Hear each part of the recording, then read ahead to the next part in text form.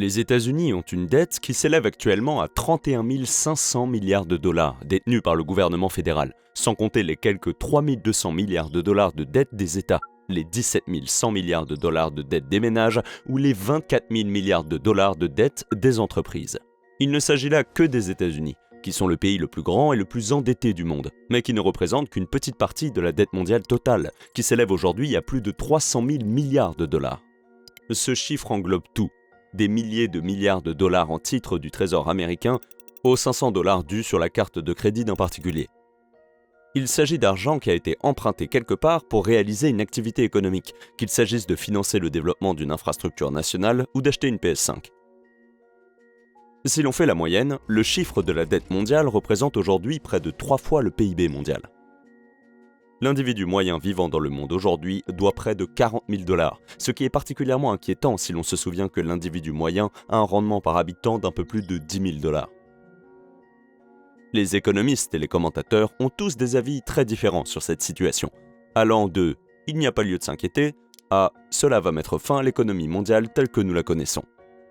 Comme pour la plupart des choses, la réalité se situe quelque part entre ces deux extrêmes. La plupart des économistes sensés s'inquiètent du niveau d'endettement mondial, mais tant que certaines choses ne tournent pas mal, il devrait être viable, même s'il entraîne d'autres problèmes. L'une des choses importantes que les gens peuvent faire au niveau individuel est simplement de comprendre les fonctions de la dette et la façon dont elle se comporte différemment au niveau individuel, national et mondial. Donc, à qui devons-nous tout cet argent ? Un endettement 3 fois supérieur au PIB mondial peut-il jamais être viable ? Existe-t-il un moyen responsable de réduire cette dette ? Et enfin, qu'est-ce qui pourrait se passer si nous n'y parvenons pas ?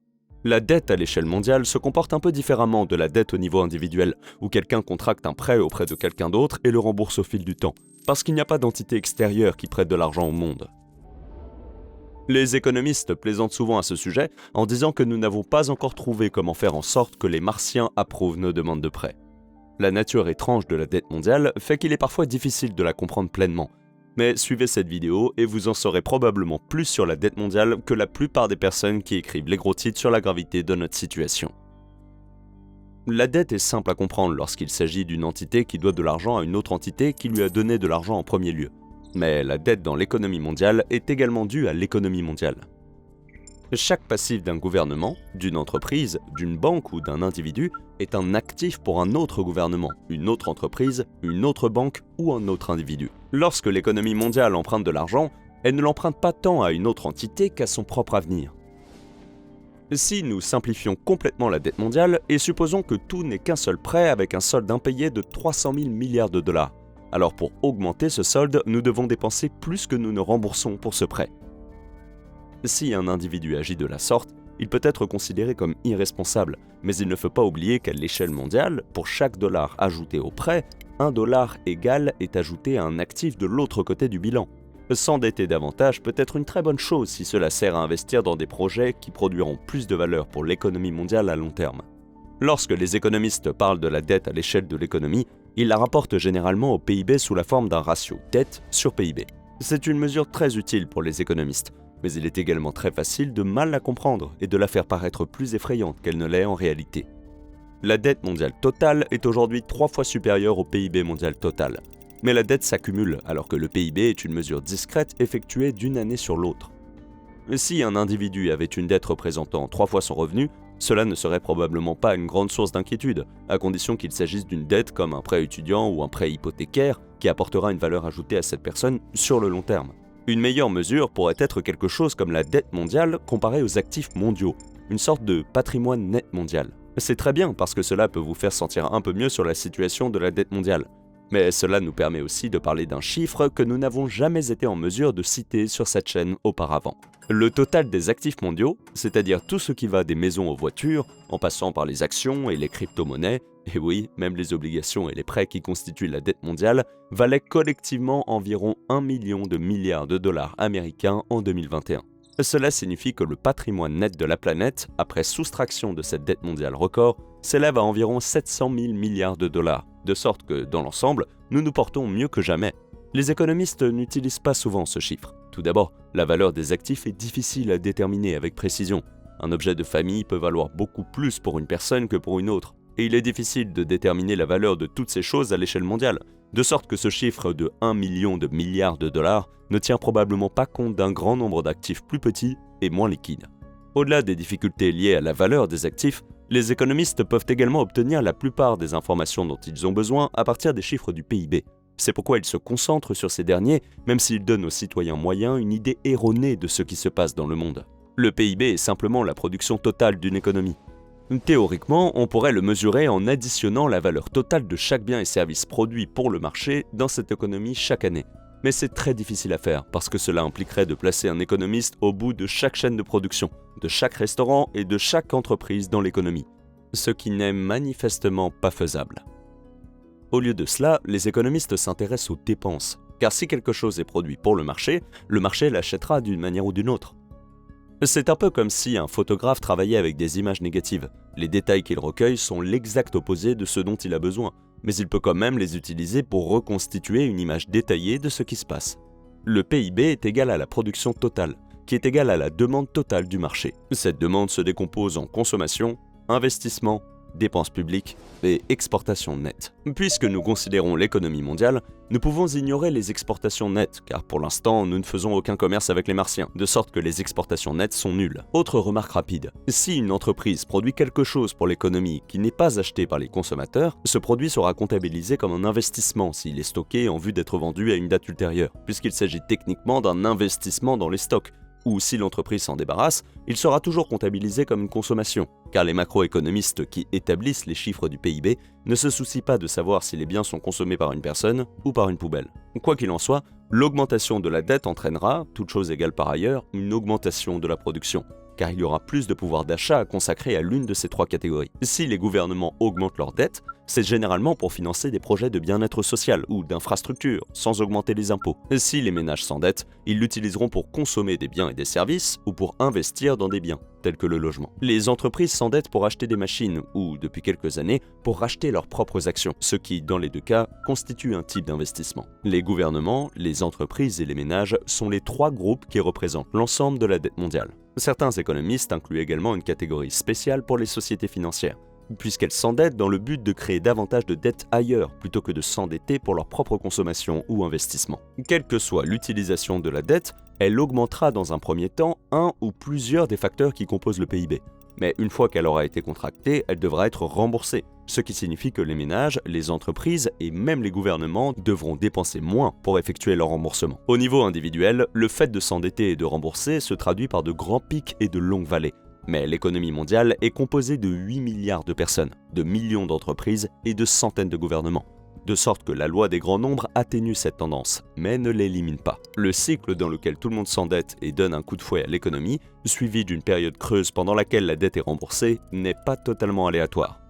Lorsque les gens ont confiance en l'avenir, que l'emploi est en croissance et que la conjoncture mondiale est bonne, ils s'endettent davantage, ce qui stimule leurs dépenses de consommation et leurs investissements.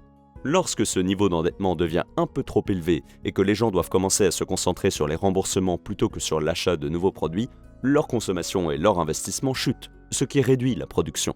À l'échelle de l'économie mondiale, cela montre comment nous empruntons techniquement à l'avenir plutôt qu'à une autre entité lorsque nous parlons des niveaux d'endettement mondiaux. C'est ce que les économistes appellent le cycle de la dette. Et c'est pourquoi, même en l'absence de choc extérieur, l'économie connaît des booms et des récessions naturelles tous les 10 ans environ. Le rôle des gouvernements dans ce cycle est d'essayer autant que possible de faire le contraire de ce que font les consommateurs et les entreprises.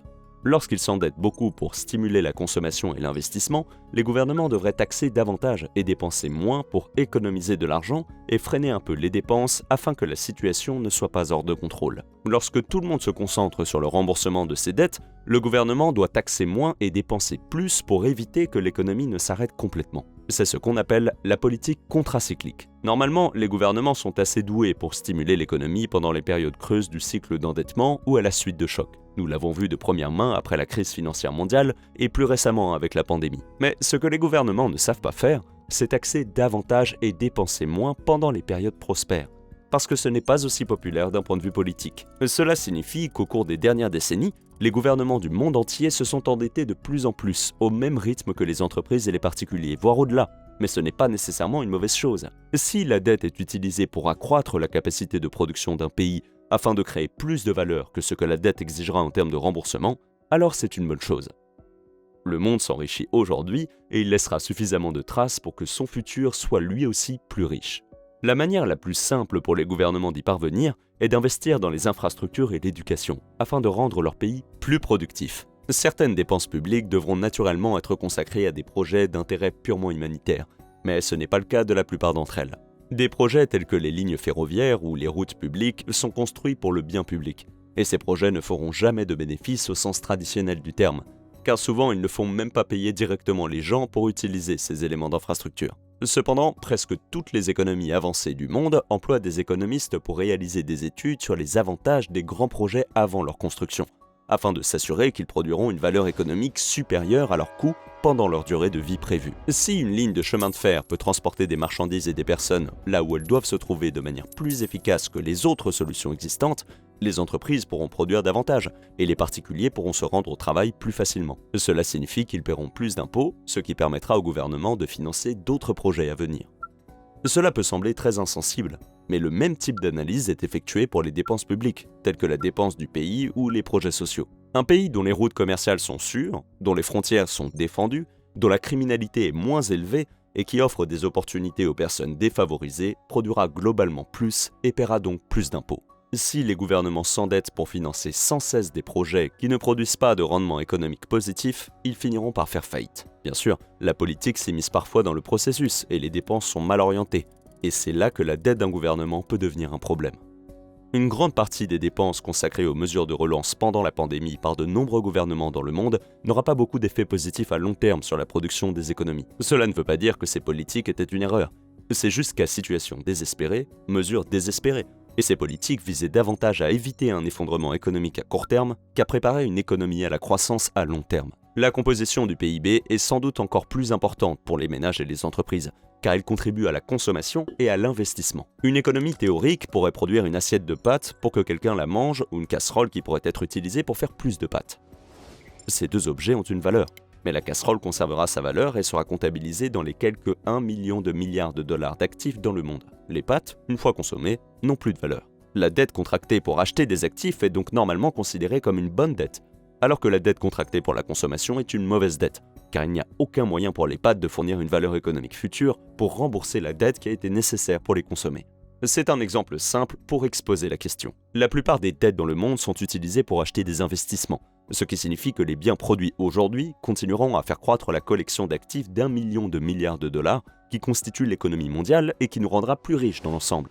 Toute chose égale par ailleurs, il serait préférable pour l'économie mondiale de disposer d'un capital d'1 million de milliards de dollars et d'une dette de 300 milliards de dollars plutôt que d'un capital de 700 milliards de dollars, car tout ce capital supplémentaire pourrait être utilisé pour offrir de meilleurs emplois, créer de nouvelles industries, faire progresser les technologies et, d'une manière générale, faire ce qui permettra à l'économie de croître sur le long terme. Mais pour cela, il faut s'assurer que les investissements sont réalisés dans des actifs qui contribueront à augmenter la production. Le patrimoine net mondial en tant que part du PIB a augmenté d'environ 50% au cours des 50 dernières années et de 25% au cours des 20 dernières années seulement. Dans le même temps, le PIB a été multiplié par plus de 10 par rapport à 1970. Cela peut sembler une bonne chose, mais cela signifie en réalité que les investissements que le monde réalise dans ses actifs d'une valeur de 1 million de milliards de dollars sont 50% moins productifs qu'ils ne l'étaient il y a 50 ans. C'est particulièrement vrai dans les économies avancées, où la richesse a augmenté beaucoup plus vite que la production. La dette augmente donc, mais la valeur réelle de l'économie s'accroît beaucoup plus rapidement. Du moins, en théorie. La valeur de toute chose est déterminée par les forces de l'offre et de la demande, de sorte que toute la valeur accumulée dans le bilan des économies mondiales dépend du prix que quelqu'un est prêt à payer pour l'obtenir. Lorsque les choses vont mal, la valeur marchande des actifs peut chuter beaucoup plus rapidement que la dette, qui, à long terme, ne perd vraiment de la valeur que s'il n'est plus possible de la récupérer. Par exemple, si la dette est annulée, ce qui se produit actuellement dans de nombreux pays, ou si l'emprunteur n'est tout simplement pas en mesure de la rembourser. Une bonne façon d'envisager la dette mondiale est de la considérer sous l'angle des risques qu'elle présente. Elle peut rendre les périodes prospères encore plus agréables, car l'économie peut se développer plus rapidement et réaliser davantage de projets qui n'auraient pas été possibles sans dette, mais elle peut aussi aggraver les périodes difficiles, car les détenteurs de la dette veulent être remboursés quoi qu'il arrive. Aujourd'hui, l'endettement est élevé par rapport à la production, mais il est plus faible que par le passé par rapport à la richesse totale de la planète. C'est donc une bonne chose tant que cette richesse contribue à accroître la production et les opportunités pour l'économie mondiale, ce qui n'est malheureusement pas le cas. Une grande partie des actifs qui ont connu la plus forte appréciation au cours des dernières décennies sont des actifs non productifs, principalement l'immobilier. L'ensemble de l'immobilier dans le monde vaut environ 350 000 milliards de dollars, dont 250 000 milliards, soit 2,5 fois le PIB mondial, ne sont que des terrains, les 100 000 milliards restants étant constitués des bâtiments physiques qui se trouvent sur ces terrains. Si une économie investit beaucoup dans la recherche de nouvelles technologies susceptibles de rendre la production plus efficace, ces investissements contribueront à long terme à créer encore plus de production, augmentant ainsi le montant qui peut être réinvesti ou simplement consommé. Si une économie investit dans la terre, cela ne change pas la nature fondamentale de cette terre, cela la rend simplement plus chère. Un terrain plus cher signifie que l'un des facteurs de production, à savoir la terre, le travail et le capital, devient moins abordable, ce qui exerce une pression à la baisse sur la production. L'investissement dans l'immobilier se fait également au détriment d'autres investissements, potentiellement plus productifs. De nombreux pays en développement rapide ont aujourd'hui de graves problèmes d'endettement, parce que leur croissance est arrêtée et qu'il est devenu très difficile et coûteux d'obtenir des financements. Il est beaucoup plus sûr pour la dette d'aller vers des actifs tels que l'immobilier dans les économies avancées que vers des usines dans les économies en développement, même si ces usines produiront plus pour l'économie mondiale qu'un tas de terre. Au niveau mondial, il serait préférable que la dette ne soit pas utilisée pour alimenter la spéculation sur un actif non productif. Mais la dette n'est pas un problème. En revanche, si l'on se penche sur le niveau national, il devient important de se demander à qui devons-nous cet argent ?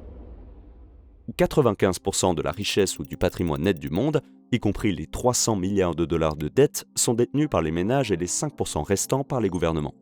Les entreprises qui sont principalement responsables de la création de valeur dans l'économie possèdent des actifs, mais les entreprises elles-mêmes sont détenues par des personnes, soit directement si elles détiennent des actions de l'entreprise, soit indirectement si elles les détiennent par le biais de plans d'épargne retraite.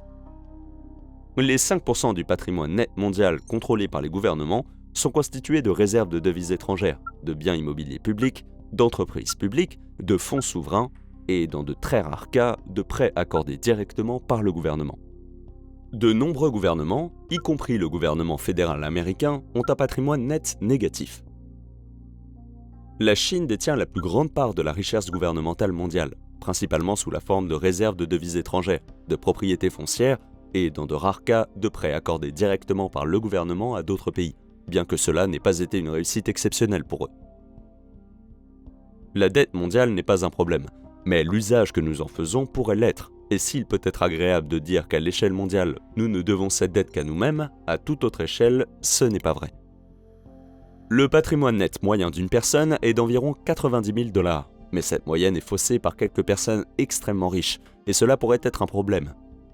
Mais nous allons faire une vidéo entière sur ce sujet la semaine prochaine, donc je ne veux pas en révéler trop ici. Merci d'avoir regardé jusqu'au bout. Ciao!